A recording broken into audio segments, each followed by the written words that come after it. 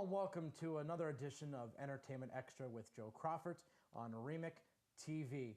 And I am excited because we have I would say an expert even, but the director of PR, public relations of Elvis Presley. That's right, the one and only of Elvis Presley, the director of public relations, Mr. Kern, joining us because it is the 35th anniversary of celebrating Elvis Week in August, and they're having a big festival happening in Graceland, and actually a lot of festivals happening all around the world and in Niagara Falls as well. And Collingwood also has the Elvis competitions that take place. But Mr. Kern, welcome to the show. How are you, sir? Thanks for having us. We're having a great time down here at Graceland in Memphis, Tennessee. I bet I've never been to Graceland, and that's one of my Pardon me?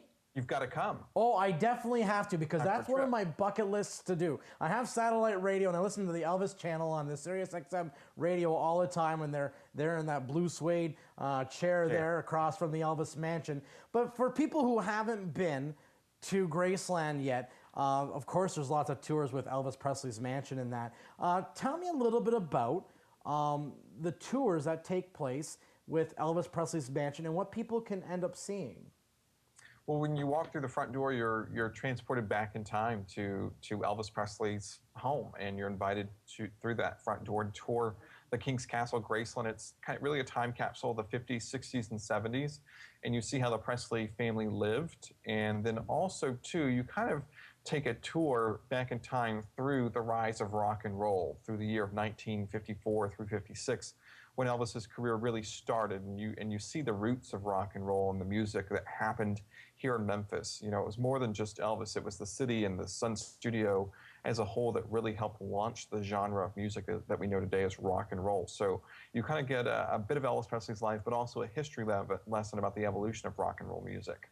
No, that's pretty cool. Now, is there any chance that you guys set up the house, or is it left as is when Elvis Presley passed away 35 years ago? It would be this year. Yeah, everything you see on the tour is authentic. Nothing's been recreated. You know, Elvis Presley passed on August 16th of 1977.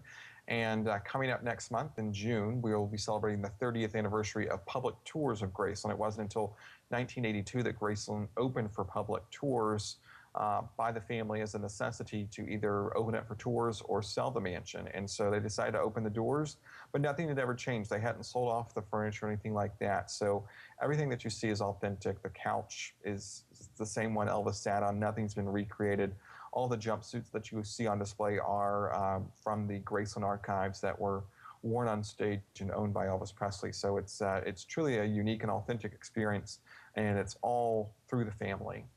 That's pretty awesome. Now, I found out, I think I read it in an article, or I saw it on TV. There's a new option of touring with the house, I think it was, of Lisa Marie Presley, of old times when she grew up, and she didn't know about this, and there were some old videos that were showing it. She actually got moved by it, and that's new this year, correct?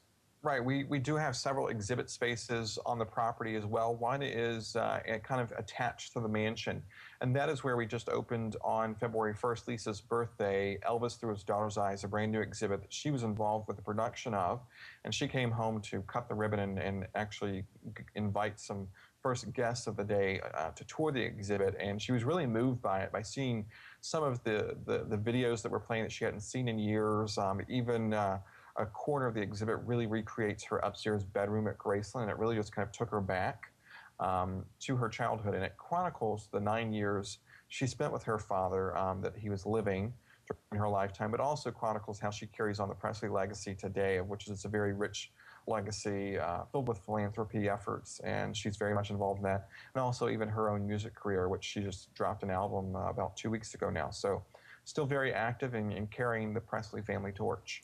And also, talking about with the music and that, on Elvis.com, I noticed that there's a big to-do concert that's going to be done with footage of Elvis Presley and the TCB band and a whole bunch of different guests.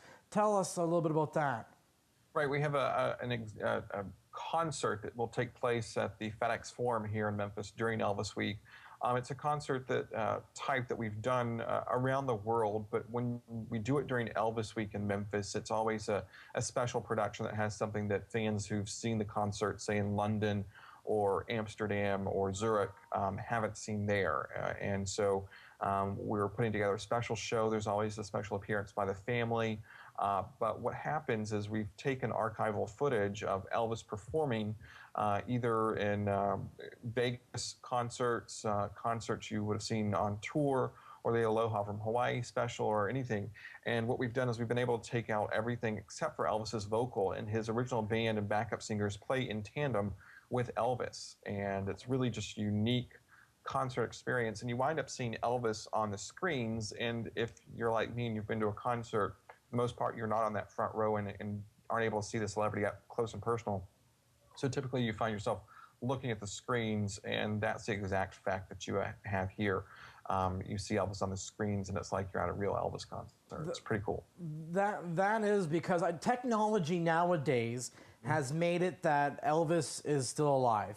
Because I remember the first time I saw, I think it was on American Idol or something, they did a Celine Dion and Elvis Presley split screen, and it was just phenomenal. And then on the Elvis channel on Sirius XM, they're remaking and remixing the songs that Elvis used to do, and the technology nowadays is just astounding. That probably couldn't have been done like 20 years ago. You know, of course, technology has definitely evolved and allowed us to do a lot of new and different, unique things. We even had a Cirque du Soleil show in Las Vegas where you probably have heard some of those unique, we call them songs that have been reimagined rather than remixed. And it's just a unique way to celebrate the music and the legacy of Elvis Presley. With that as well, I just thought of another thing, Kevin, which I thought is the Elvis Christmas Duets CD. Another one that was just fabulously done. And have you been able to experience any of this with the music of the remixing or of the video footage being redone or anything like that? Yeah, you know, we're always involved in the process of taking original Elvis footage and manipulating it in a way to make it different. So we're the overseers of that footage and those audio recordings when it comes to remixing or duetting or taking the original footage and manipulating it into a way to do something differently with it. So we have approval over that, and we want to make sure it's done in the right way, and that it best reflects Elvis Presley, and that it's something that he would want to be associated with. So everything is very much, it's very well calculated decision as to whether or not we participate with it. But the Christmas Duets album, as you mentioned, was just phenomenal. You know, Martina McBride to Carrie Underwood. It's artists that Elvis naturally would have duetted with that have great name recognition in the music industry, that, you know, had their own great success, that he would have enjoyed duetting with. So it was a great album, and really takes some of Elvis's most popular music as being his Christmas album. It's something that a lot of people are familiar with, Elvis fans are not, and kind of made it somewhat contemporary with the duetting of those artists. Now, Elvis Week is going to be happening the second week of August. And I know across the world, everyone's going to be celebrating its 35 years. Niagara Falls is, I know, has taken part in doing stuff as well. But in Graceland specifically, if people are coming to Graceland, what could they see? And for people who can't come to Graceland, can they also partake? Right, you can go to elvisweek.com for details on all the events. Things kick off on August 10th, and they actually continue through the 17th, the 18th. We've got a lot going on, so we'll have visitors from all over the world. We know that we have around 2,500 to 3,000 people coming from the United Kingdom alone. So we expect to have around 75 to 80,000 people in Memphis during Elvis Week visiting Graceland and partaking in the events that occur here. We have everything from live music concerts and events that as we mentioned previously, but also one of the kind of the big events is the annual Candlelight Vigil, which takes place on the evening of August 15th here at Graceland and continues through the dawn of August 16th, the anniversary of Elvis's passing.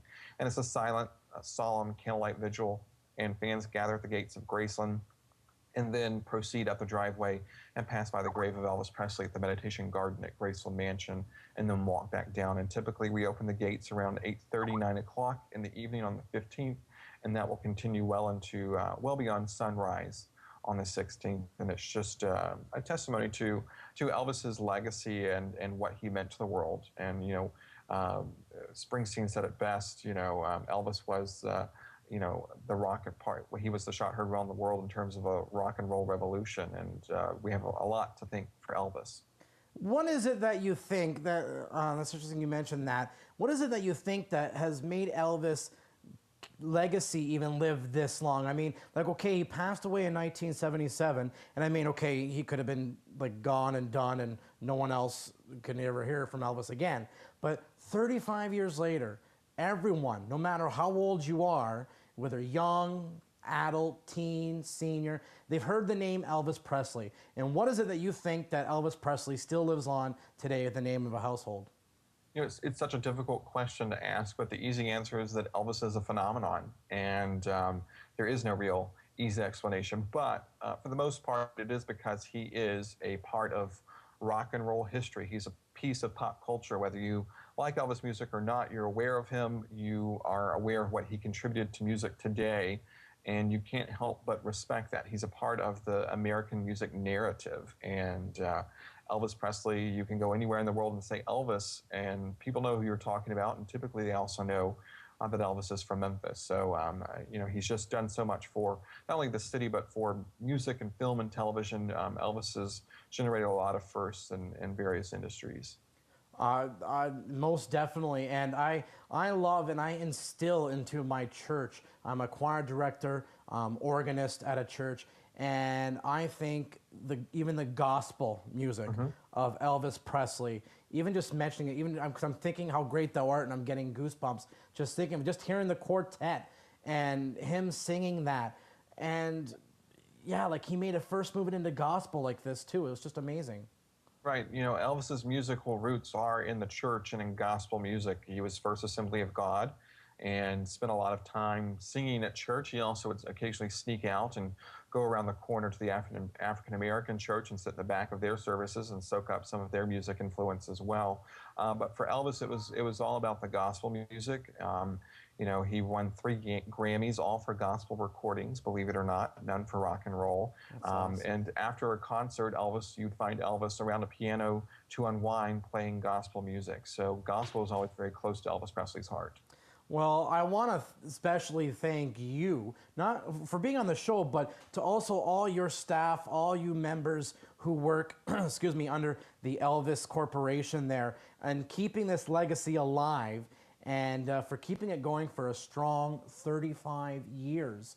And hope for another 35 more and keep on going, because I'm telling you, before I kick the bucket, I want to get over there to Graceland. So I want to thank you. You're the Director of Public Relations, of course, and we're talking with Kevin Kern here, and your team and everyone who works with Elvis.com to keep such a legacy going. Well, thank you, but we tend to always give all the credit to Elvis. We say he does all the work, so it's very true. Well, that is awesome, and yeah, you're right. Because if it wasn't for Elvis, I guess you guys would be looking for a different kind of job, I guess. Exactly. Kevin, what's your favorite Elvis song? My favorite Elvis song is "Are You Lonesome Tonight?"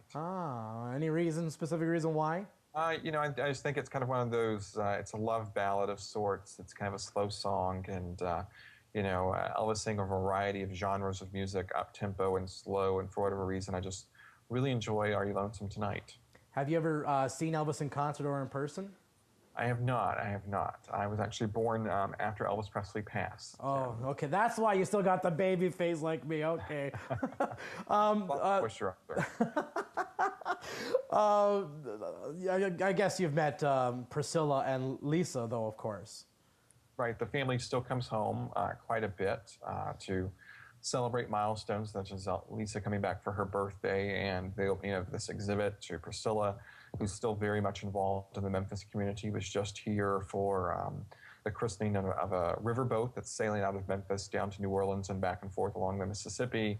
Lisa was here to launch her new album and did an autograph signing. So they're still very much involved in the Memphis community. Memphis is still home for the both of them to an extent, even though they may have residences in England or Hollywood. Anyways, no, that's very interesting, Kevin. And with that said and done, I guess that we're talking about the 35th anniversary.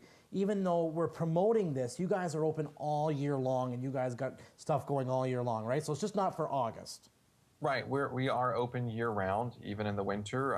You know, you can go to elvis.com and /Graceland and find out the tour prices, the tickets, what days we're open and closed. We are typically open Monday through Friday, unless it's during the winter, and we're closed on Tuesdays. But we have various hours, so you can actually book your tour in advance and buy your tickets in advance and be on that first tour of the day if you wish. But there's a lot to see and do here, not only at Graceland, but in the city of Memphis. There's an awful lot to see and do. We have one of America's greatest zoos, with one of only 5 zoos in the U.S. with pandas.